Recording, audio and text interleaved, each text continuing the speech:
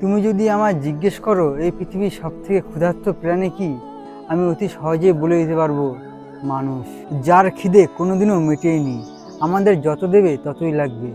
আমাদের যতটুকু আছে তা নিয়ে আমরা খুশি থাকতে কোনোদিনও শিখিনি। আমরা ভাবি অন্যের কাছে কি আছে আমাদের সেটা লাগবে।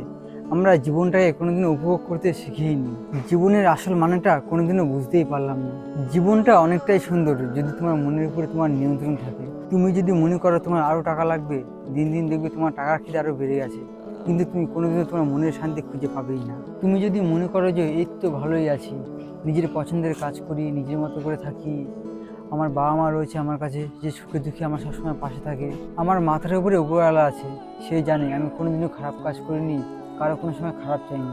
কেউ যদি আমার সাথে খারাপ করে সে খুশি থাকে তো থাকুক। একজনের খুশির জন্য যদি আমার একটু কষ্ট সহ্য করতে হয় তো করবো, তবুও তো আমি কারোর খুশির কারণ হব। জীবনটা অনেকটাই সুন্দর, জীবন থেকে কিছু জিনিস বাদ দিয়ে দিলেই হয়। যেমন অন্যের প্রতি রাগ, অহংকার, স্বার্থ, এগুলো জীবনটাকে কঠিন বানিয়ে দেয়।